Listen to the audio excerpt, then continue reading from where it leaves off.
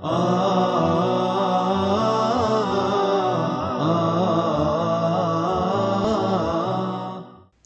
alaikum wa rahmatullahi ta'ala wa barakatuh. Welcome every student to this new lesson. Today we are going to take a writing lesson, and this is from Unit 4, and we're still in the first semester, and the lesson is mainly for third secondary stage.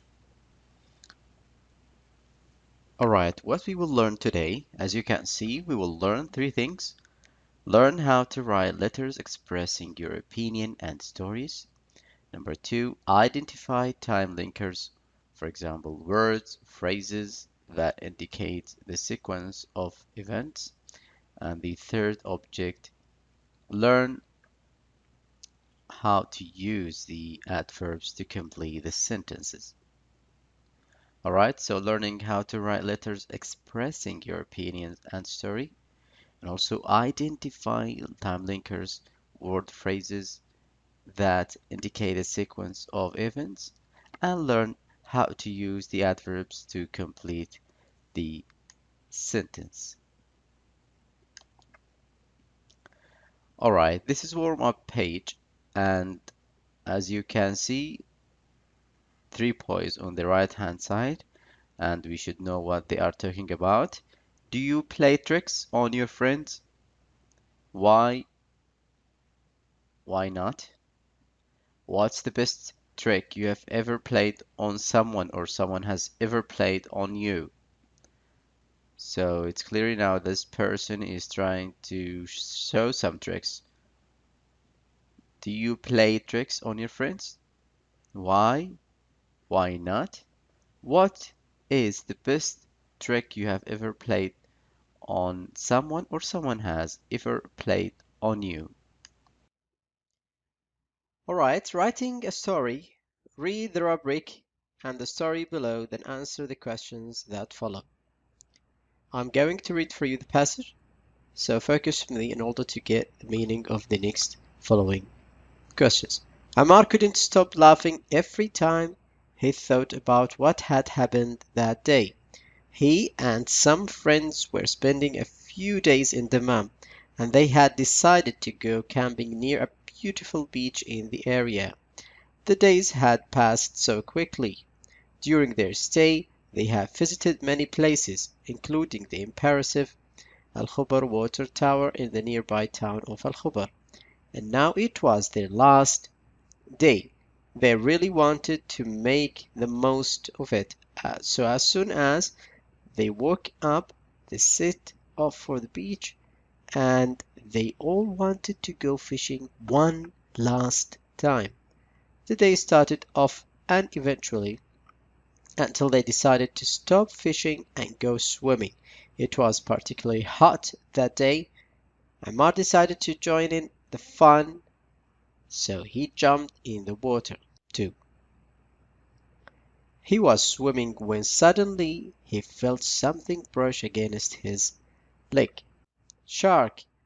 Sammy screamed, and everyone ran out of the water, leaving Ammar behind. He was so scared that he couldn't move. A few moments later, Ammar heard his friend Sammy giggling. He immediately knew that Sammy was playing another one of his tricks again, so he relaxed and started laughing. When everyone else realized that what had happened, they started chasing Sammy. Apparently, Sammy had been waiting for this or for last day to scare everyone. He had planned everything perfectly and managed to make their last day unforgettable. Of course, he also gave Ammar a scary experience to talk about. Alright, you're supposed to get the whole idea of this passage. Who scared another one? And I think you will. Focus on task completion, style, and organization. Number 1, what did Ammar and his friends think was in the water? 2, does the writer start the story in appropriate way? Is the prompt sentence changed at all? The writer uses narrative tenses in the story. Find the underlying example of. A. An action that happened before something else in the past. An action that was taking place when it was interrupted by another action. A series of actions that happened one after another or one after the other in the past. An action that had started and continued up to a certain point in the past. And the fourth question is the writer's style a formal or informal? Find example if it's formal or even informal in the text to justify your answers. And let's check together what is the right. So what did Ammar and his friend think was in the water? They thought that shark was in the water.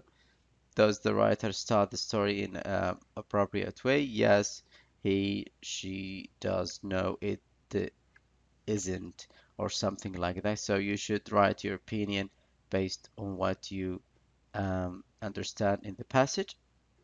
And the last question, you can see it, is the writer's style formal or informal? Informal, and because we can see couldn't, shark, scary, etc. So couldn't in the short form. All right. Writing a story. When writing a story, remember that you should try to keep plot of a story fairly simple. The story should continue from or end with a prompt sentence.